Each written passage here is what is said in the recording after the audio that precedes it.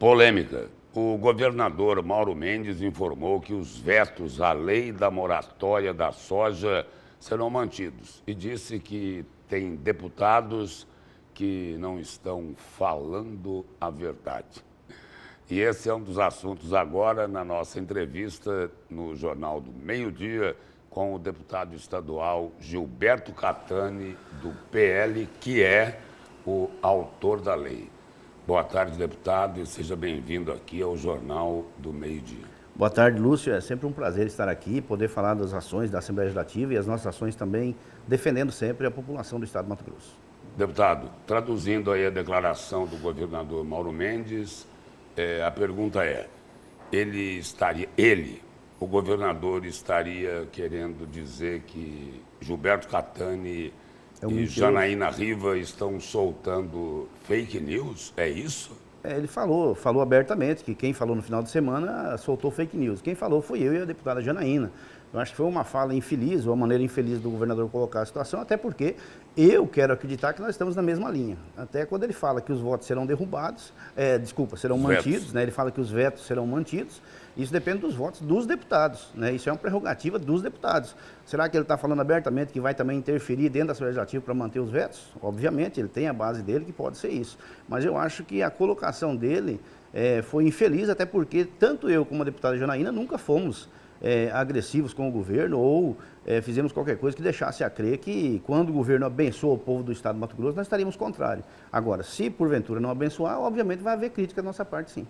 Agora, um questionamento aí que existe também é de que essa mudança por causa do veto lá no artigo 4º, não é isso? Não, o artigo 4º ele foi todo ele suprimido e os vetos foram no artigo 2º, né?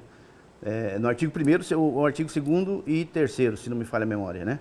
E esses vetos, eles desvirtuam a lei, de uma forma que as empresas podem continuar depois aplicando a moratória por polígonos. Ou seja, você é um produtor que desmatou de forma legal, que cumpriu a lei, o próprio Estado te deu a autorização do desmate, te deu a autorização da queimada, te deu a autorização para você usufruir daquela parcela que, dependendo do seu bioma, você tem direito na legislação para fazer. Aí vem uma empresa e fala que não vai comprar o teu produto, e aí o próprio governo está ainda fornecendo a essa empresa que comete esse crime contra o produtor benefícios fiscais. E outra, a lei não fala só da moratória de soja, a lei fala que qualquer conluio de empresas ou acordos comerciais internacionais que possam prejudicar a livre comercialização dos produtos não seja digno de receber incentivos fiscais do Estado, o que é muito justo. É impossível, impensável que o Estado possa fornecer benefícios fiscais a uma empresa que está prejudicando o nosso Estado.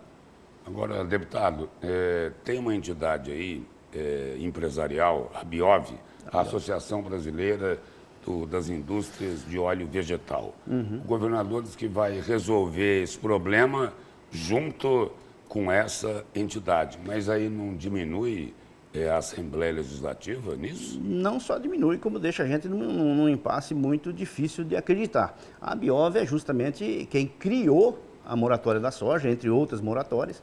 A Biov é quem defende os interesses das grandes trades, que hoje estão todas elas aí como se fossem um cartel dominando o mercado.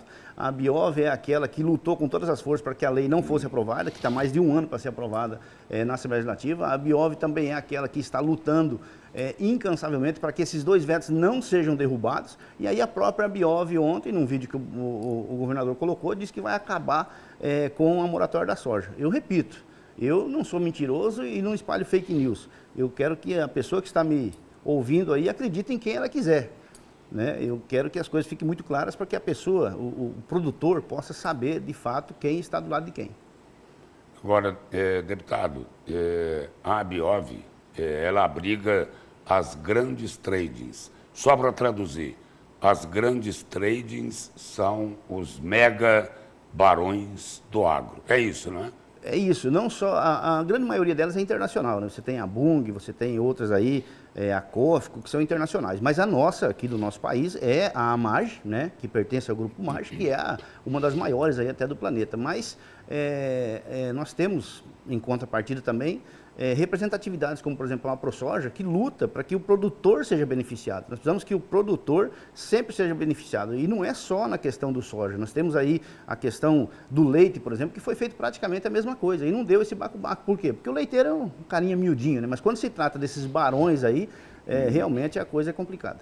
Agora, essas tradings aí, elas querem o seguinte, continuar escolhendo de quem elas vão comprar e continuar recebendo o incentivo fiscal. É por aí, não é? É por aí. E eu acho que nunca ganhou-se tanto dinheiro como se ganha com essas trades, né? E uma coisa interessante, existem milhares de pessoas hoje impedidas de vender o seu grão, né? Milhares de produtores impedidos de vender o seu grão, principalmente nas cidades mais novas.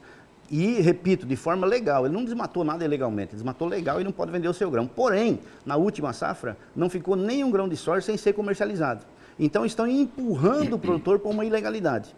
Essas mesmas trades que não querem comprar do cara que desmatou depois de 2008, né, para poder fazer o seu nome lá fora, né, para poder se subjugar a uma legislação europeia. Essas mesmas trades arrumam aí uma terceira via, um atravessador que vai lá e compra desse camarada que está desesperado para pagar suas contas, precisa vender o seu grão, ele compra mais barato e vende para elas próprias, porque não tem nenhum outro tipo de comercialização no nosso país, nem no nosso estado.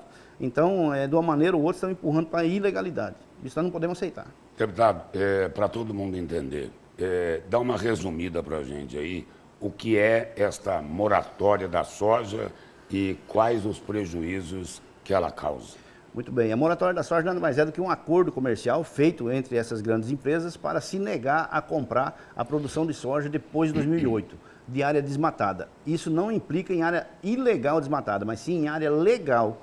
Mesmo que a pessoa esteja legal, como eu disse aqui, eles não vão comprar se você desmatou depois de 2008. E aí teria também uma combinação com o mercado comum europeu, para proteger os produtores de lá, contra os daqui. Não só proteger os produtores de lá, como boicotar os daqui e também mostrar que eles lá não têm nenhum tipo de reserva como nós temos aqui, não tem nada de reserva. Eles acabaram com todas as suas reservas naturais e hoje querem impedir os nossos produtores de produzir aqui de forma sustentável. E o prejuízo, como o senhor citou, o primeiro prejuízo, obviamente, é o produtor. Ele tem um prejuízo gigantesco, porque ele acreditou em tudo aquilo que o governo oferece para ele produzir e depois, quando chegou para vender o seu grão de forma legal, não consegue vender. O segundo prejuízo é aquelas cidades mais jovens e menores do nosso estado.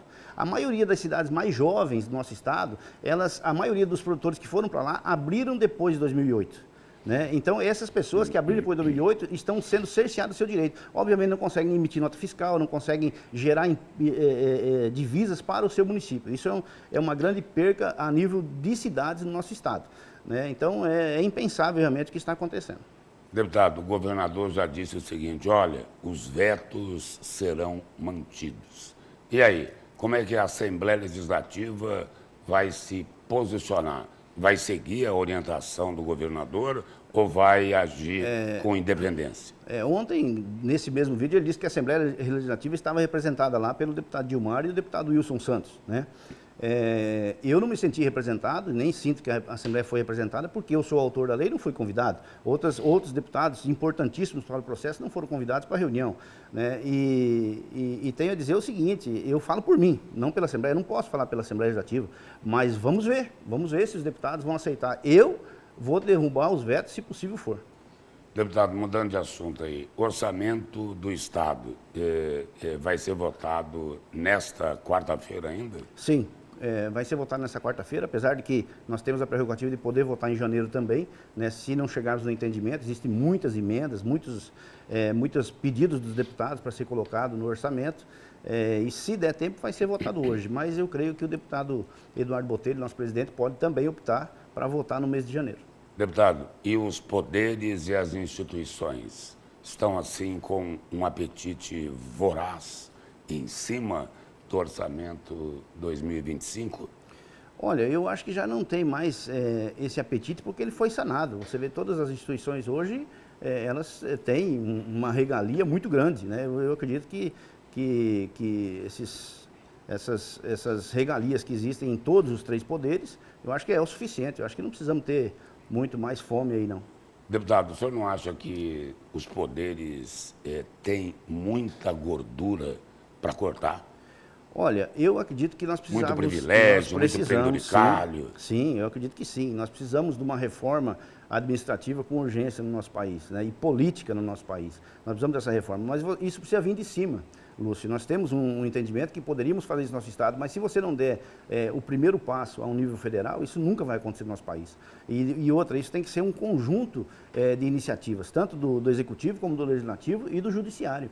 Né? Nós temos hoje um judiciário mais caro do mundo, né? Assim como também o Legislativo também. São bilhões, né? E bilhões. Né? Eu acredito que nós precisamos, sim, de uma reforma nesse sentido, mas ela tem que vir de cima, Lúcio. Eu não acredito que nós podemos mudar isso a nível de Mato Grosso.